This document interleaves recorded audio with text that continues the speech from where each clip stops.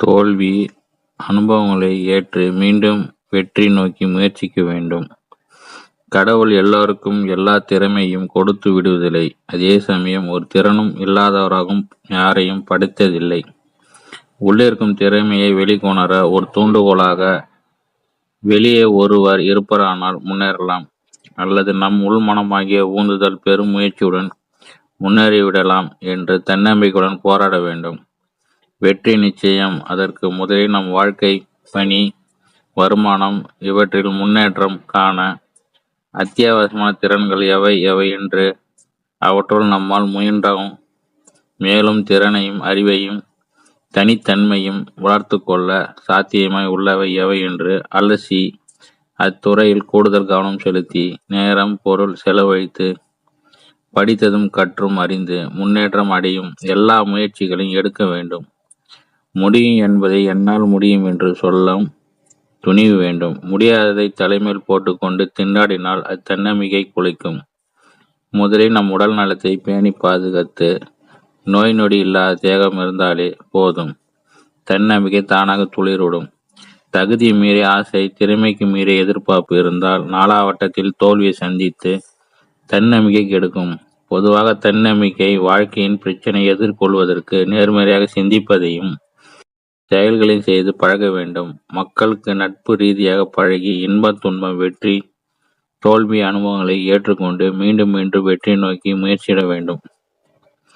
மனிதன் அனுபவங்களை சதா மாறிக்கொண்டே இருப்பது என்பதை புரிந்து கொண்டு மன அனுபவங்களின் நிரந்தர தன்மையும் எதிர்பார்க்காமல் இருப்பது, வாழ்க்கையின் எதிர்காலத்தை பற்றி சிறப்பான நம்பிக்கையை வளர்த்து கொள்வது, வளர்ச்சி நோக்கத்துடன் செய்யும் ஒவ்வொரு செயலையும் நம்பிக்கையுடன் உறுதியுடன் செயல்படுத்துவது, எல்லோரிடத்திலும் முடிந்தவரை அன்பாக பழகுவது, லட்சியங்களை வகுத்து கொண்டு அன்றாட வாழ்க்கையை வழி நடத்துவது ஆகியவை பொதுவான தன்னம்பிக்கை ஆகும்.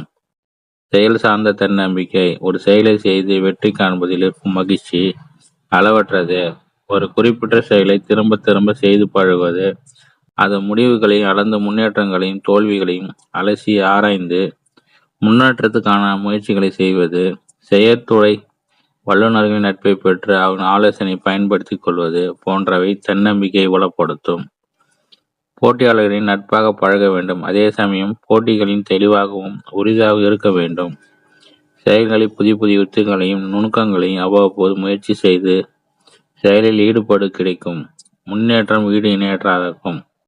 நம்மை சுற்றிக்கும் நல்ல விஷயங்களை கவனிங்கள். மேலும் ஒரு நோட்டு புத்தகத்தை எடுத்துக்கொண்டு அமைதியாக ஒரு இடத்தில் இருந்து இதுவரை செயல்களை சின்ன சின்ன மதிப்பீடு செய்ய வேண்டும். நாம் மதிப்பிட்டிருக்கும் செயல்கள் பட்டியலிட்டு நாம் அதை எவ்வாறு செய்தோம் என்பதை நம் வாழ்வில் குறிக்கோள் நிறைவேற எவ்வாறான தினதின செயல்களை செய்ய வேண்டும் என்று எழுதி கொள்ளவும். பட்டியல் போட்டு வைப்பது வாரம் ஒரு முறையாக எடுத்து படித்து கொள்ள வேண்டும்.